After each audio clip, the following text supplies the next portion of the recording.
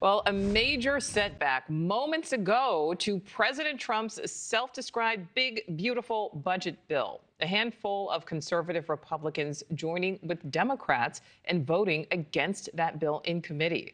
The Republicans insisting on steeper spending cuts to Medicaid, Biden-era green energy tax breaks, among other changes. So News Nation's Joe Khalil is following all of this live for us there in Capitol Hill. Joe, how did this happen? And then what happens now and then next? Well, this is a big challenge now for House Republican leadership. We know this was an important hurdle that this bill, as President Trump has called his, quote, big, beautiful bill with many of his spending priorities in it.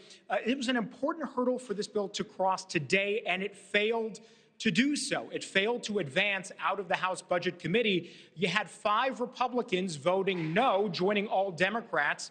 And so that was more than enough to block the bill from moving forward. And this wasn't necessarily a major surprise because we had been hearing now for days and even weeks that some of these more fiscal conservative hawks on the committee and more broadly in the Republican conference have had these concerns that the spending cuts don't go far enough, that some of the reforms to Medicaid, for example, didn't go far enough for them. They were indicating even as early as this morning that they were not satisfied with the bill in its current form, and they voted that way. Now, just a couple of minutes ago, the chairman of the House Budget Committee, Jody Arrington, came out, talked to a group of us reporters, and he said that he thinks this is a good thing, actually, in terms of the life of moving the process forward. You get people on the record voting. They talk about the issues that they have with it, and he says that's the sort of first step now in terms of trying to get them back on board, maybe making some substantive changes to it.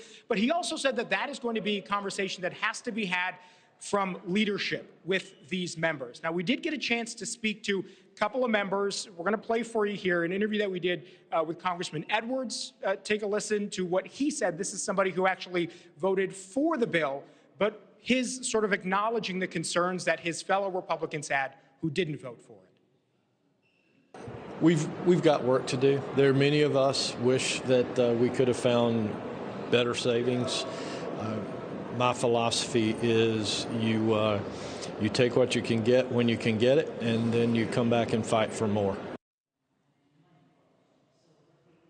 So we also, again, heard from some members who voted against it, Republican members. Congressman Lloyd Smucker being one of those. He gaggled with a couple of reporters as well, and he talked about some of his concerns. He also talked about the involvement that President Trump has had so far, which is, according to most people we've talked to, been pretty minimal from the White House. But this is what he said here, echoing what he thinks needs to happen next in order for this bill to ultimately become a yes. I've been, of course, we've been working closely with the White House and with the president to advance this. I didn't see that specific tweet that you talked about, but I'm proud of the work that we did here. This is a great bill, and it's going to advance the president's agenda as well as the mandate that the American people gave to us in November. And so we will get there. I'm quite confident that we're going to get this done. We'll vote this out of budget, ideally on Monday. So, Nichole, the challenge now for House Republican leadership is going to be that if they do make some concessions and some changes that appease the more hardline fiscal conservatives who voted against advancing the bill forward today, there is a risk that they end up potentially losing support for the bill among some of the more moderate Republicans who actually had concerns that maybe the Medicaid cuts did go too far. That is the balance that Speaker Mike Johnson has frankly been trying to work with for the last couple of weeks. That will continue to be the challenge now. The chairman, Jody Arrington, just as he talked to us, said that they're going to be staying here over the weekend. He says that they're going to be working through the weekend to try to, again, appease all sides of the conference and get enough support for this bill to advance out of his committee. Ultimately, it's going to have to pass the full House. Speaker Johnson had a pretty ambitious timeline on that. He wanted that bill to pass before the Memorial Day weekend. They are saying that they still think that that is possible, but every day that passes that you don't have the bill moving forward is obviously another challenge and another hurdle for the conference to actually get there. Yeah, I mean, with Memorial Day, I believe, less than 2 weeks away now. So, okay. Joe Khalil, live for us there in D.C. Thank you.